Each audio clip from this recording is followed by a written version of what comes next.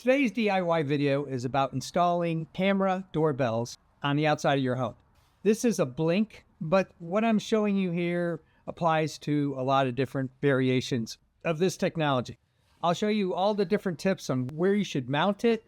I've actually got a situation here where I'm replacing a doorbell with the wires so I can do the chime inside. Let's get started. Any doorbell installation, there's a couple things you got to try to figure out. Number one, what height do you want to put it on? This is my current doorbell right here. I'm not sure that's going to work. I might have to bring it up to say here. I was thinking about mounting it here, but I think it's too far away. That doesn't make any sense. You bent piece of metal with a little tightener on one side that may or may not stay, where you just kind of put it on here like this. That's where mine would have to be if I bought one. The mods for the doorbell cost almost as much as the doorbell does. When I was looking at different options for the angle, there's one that can kind of take it 180 degrees, and it's very sophisticated. Depending on your angles, I need both of these 45 degrees. There's a 15 degree piece and a 30 degree piece, and when you put them together, it gives you 45. And so you can see my doorbell is installed in the molding facing this way. So if I mounted the doorbell camera like this, it would only see the door frame. So I need to bring it out here like this. You decide to put it on, you don't want it sticking out on the molding. This has a thin profile compared to mini. I'll post up there what it is, a little over an inch. I want to run the wires for the doorbell into this doorbell so I can hear the chime inside. So that will be a factor. Before we start anything, we got to take this original doorbell off and expose the wires. You got two wires and they have a charge. So if you put them together, shock. Throw the circuit breaker so there's no power going to your doorbell. I'll disconnect the power, remove the existing doorbell, and then we'll figure out exactly where we want to position this doorbell. And then I'll measure it off the ground for you just so you know. I've removed the original doorbell. I made sure the power is off before you do anything else. Using the app in my smartphone, I can position exactly where I want. I've got plenty of wire to tie in, so that's not going to be an issue. This is the crux of the whole build. You want to make sure that's nice and secure. The button's going to be pushed that way. You want to make sure that this is sitting free. When I pre-drilled the holes, it had to go in at an angle, so you can see there's a slight angle on that, but it's holding. I was a little concerned about, especially about this screw.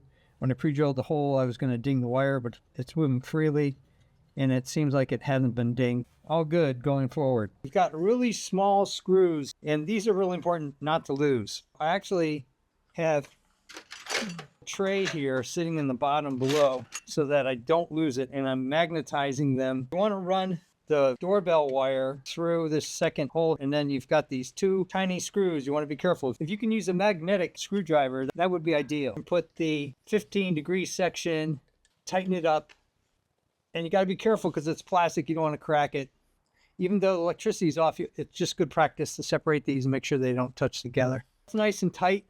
I made loops with the wire, and I'm screwing in place and then running these wires through this channel. It is foam, so hopefully it won't be an issue. It's probably the easiest way to do it. I guess you can cut away some of this foam just to give it plenty of room.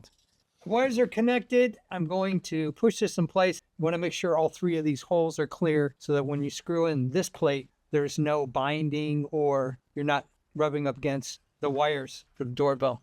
Indicator in the plastic, that up is here. You want to have this little hooking edge. For the doorbell, these little screws, here's a kind of a pro tip. Push in as hard as you can so that you don't strip the screws, because I would have used different screws. I would have done it a different way, but I didn't design this, just the user. Take your doorbell. You've got these metal spring clips that will connect to here, and then you have the little hook for this. Just put it on here like this and press it down. I'll show you some things on the install. So first thing you got to do is pull up the Blink app. I'm using the free trial. Doorbells do not work motion-wise unless you arm the system. So once you arm the system, you'll see this green running person, and the system is armed, and then the motion portion of the doorbell works. If you disarm your system, the only time it's going to take a record when somebody pushes the doorbell. And by the time they push the doorbell, they might have been there on your porch or wherever it is for a very long time.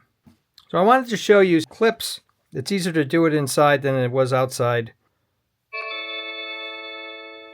So that's me at night. Test. No lights on. Now we do have lights that come on motion-based. That's another video. See, that there they are. That help illuminate this area and make it so much better for all the pictures. All right, that's what it looks like in the daytime, just regular lighting. So you can see who the person is. You get a full shot from the ceiling to the floor of the porch. So that's pretty good. Do live view, which it's thinking about. That's the view right now outside my front door. I have other security systems besides this one looking in different directions in this area. So this doorbell is a real good first step. Here's a situation where I had the motion on and it gave me an indication that someone was driving into my driveway. It was actually my neighbor backing out across the street. So it can sense cars and will tell you that it was a car. Here's a case where the motion wasn't on, but somebody rang the doorbell. So that gives you an indication. Delivered the package. Pushed the button after they put it down, took a picture of it, and now they're off. And you've missed anything that gives an indication of who that person was. I wish it could back up 5 seconds. And some camera systems, I guess, can, but this one doesn't.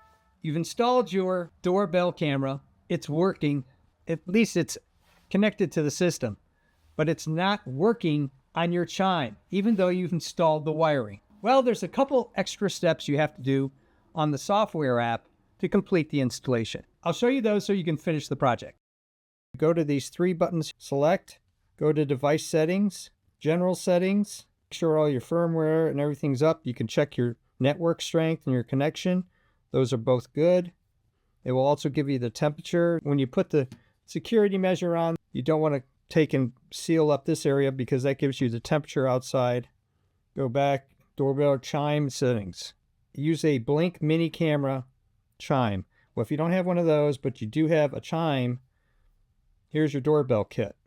Okay, it shows you all these things. I saw this after I installed the doorbell. Mount doorbell. Then it shows you what the requirements are. It asks you if you want to do the chime box in your house. You say yes. Warning. My transformer is compatible. Most transformers will be compatible. We have an old doorbell dinger inside of our house and it connected right up. So you say my transformer is compatible. If that's indeed the case, you should take the cover off and read it. Agree. Shut off the power. I like the fact that they put that in there. Remove the doorbell like I did. You can install your wedges or angles. What goes through here. This is where you connect wires. All that I showed you. Turn the power on. Make sure the power's on. Then it checks the wireless connection. Okay, so it knows it's good. Then you have the option of a mechanical chime, which is what we have, analog, or a digital chime. In our case, you select mechanical chime, continue, and you test for the chime sound. So these are the options that have. So it says, no, it's too soft or incomplete. You can check that. Continue. Increase power. The amount of power going to your mechanical chime. So we're going to bring that up, maybe. Continue. It wants to make sure it's not going to burn out your system. All right. And then you go in and check it, and it works.